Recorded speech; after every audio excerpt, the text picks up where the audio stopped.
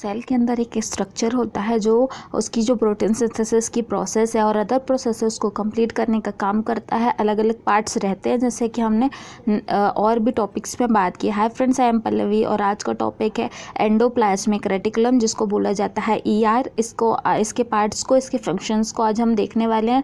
तो इस टाइप से इसको लिखना है: intro, location, origin, type, structure और फंक्शंस।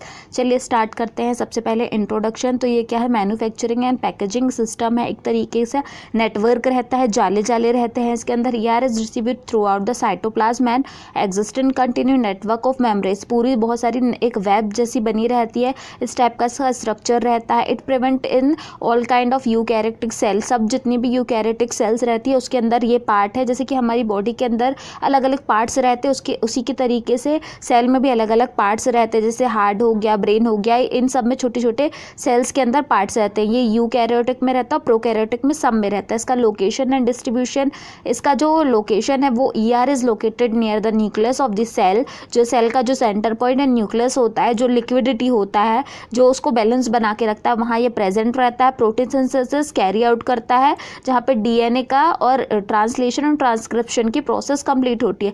डिस्ट्रीब्यूशन, ये ऑल सेल्स में प्रेजेंट रहता है। एंथ्रोसाइट जो ब्लड सेल है उसमें एब्सेंट रहता है। मैमल एग में, लिवर सेल में ये प्रेजेंट रहता है। और ग्रेन्यूल, और जो उसके टू टाइप्स होते हैं, ग्रेन्यूल, ए ग्रेन्यूल, दोनों में प्रेजेंट रहता है, मतलब फैला हुआ रहता है जाल की तरह। ओरिजिन, अकॉर्डिंग टू पैलेस 1961 ने ओरिजिन जब उन्होंने डिस्कवर किया था, तो ये आर को उन्होंने अपने जो माइक्रोस्कोप या हम बोलते हैं जो अलग अलग डिस्कवरी होती है उसके अंदर में देखा था। 1961 में ओरिजिनेट किया था कि ये प्लाज्मा मेम्ब्रेन से बना हुआ है। आफ्टर सम सर्च हुआ, रिसर्चेस हुए, तो साइंटिस्ट ने बताया कि ER originate from mitochondrial membrane से बना है। जो माइटोकॉन्ड्रियल की जो मेम्ब्रेन होती है उससे हुआ। और अभी के जो साइंटिस्ट है, at a present scientist believe that ER originate from annulate lamina, जो म्यूकस या मेम्ब्रेन होती है उससे ये बना हुआ है। अलग अलग थ्योरीज दी गई कि ये कहाँ से ओरिजिन हुआ है। इसके टाइप्स होते हैं depending upon the nature of membranes. ER in two type, ए एंगुलर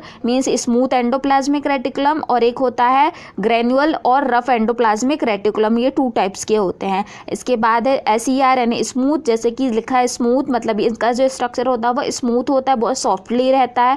एब्सेंट रहता है परफॉर्मिंग, जहाँ पे प्रोटीन सिंथेसिस जहाँ हो रहा है, जैसे सेल का जो न्यूक्लियस है उसके पास में आरएनए और डीएनए का क्या हो रहा है, प्रोटीन सिंथेसिस प्रोसेस हो रही है, वहाँ ये प्रेजेंट नहीं रहता है। Found in adipose cell, intestinal cells, glycogen storing cells और लिवर सेल में ये प्रेजेंट रहता है।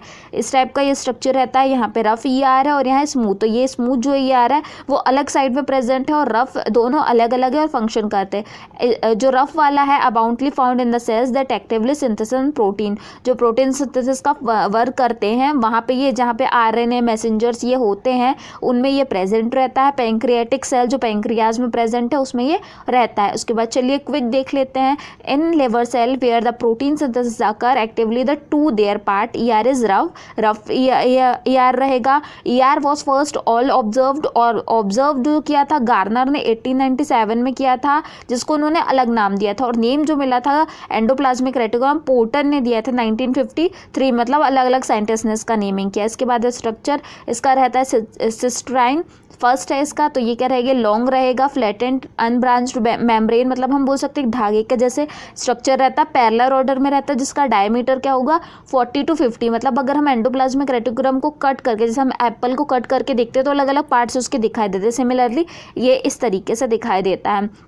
उसके बाद है वेसिक्यूल्स, ओवल शेप का रहता है, जैसे कि एप्पल का सीड रहता है उस टाइप से हम इसको समझ सकते हैं। फाउंड इन साइटोप्लाज्म, इसका डायमीटर होता है 25 to 500 म्यू है वो MU, ठीक है। ये लिवर सेल में, पैंक्रियाटिक सेल में। उसके बाद है टिब्यूल्स, टिब्यूल्स क्या रहेंगे, डायमीटर इसका 50 to 200 म्यू है। उसके बाद ये स्मूथ सेल ब्रांच्ड में रहेगा। Found in cell which are engaged in synthesis of steroid, मतलब जो भी फैटी चीज़ें रहती है, स्टेरॉइड मीन्स होता है फैट जो भी बन रहा है, जैसे कि कोलेस्ट्रॉल हो गया, ग्लिसरॉइड हो गया, हार्मोन्स, मतलब जो ऑयली चीज़ है जो क्या कर रही है बॉडी में फैट बनाने का काम कर रही है, उनमें एंडोप्लाज्मिक मतलब इस टाइप का ये प्रेजेंट रहेगा। स्ट्रक्चर दिखाई देगा। उसके बाद इसके फंक्शन, ये क्या है, act as a endoskeleton mechanical support in a provide to cell. ये एंडोस्केलेटन को सपोर्ट करता है। एंडोस्केलेटन मतलब जो बाहर वाला जो स्केलेटन रहता है जो दिखाई देता है, जैसे पर्टिकुलर एक एनिमल का स्ट्रक्चर डिफाइन कर सकते हैं कि ये एनिमल डॉग है या ये एनिमल एलिफेंट है, उसको एंडोस्केलेटन बोलेगा। इंट्रासेलुलर ट्रांसपोर्ट में हेल्प करता है, प्रोटीन सिंथेसिस का काम कर रहा है तो प्रोटीन को कंजर्व या स्टोर करके रखेगा। During cell division help for formation और न्यूक्लियर मेम्ब्रेन बनाने का काम करता है, क्योंकि न्यूक्लियस के नियर है, मेम्ब्रेन फॉर्मेशन का काम करेगा। अल्ट्रा स्ट्रक्चर फ्रेमवर्क के cytoplasm and provide support to a cell, पूरा जो सपोर्ट देना है वो सपोर्ट देने का काम करेगा। ट्रांसपोर्ट मतलब जितने भी हार्मोन है, ऑक्सीजन का ट्रांसपोर्ट है, ब्लड में ट्रांसपोर्ट है, वो काम ये करेगा। और वीडियोस के लिए आपको करना है मेरे चैनल को लाइक, शेयर और सब्सक्राइब।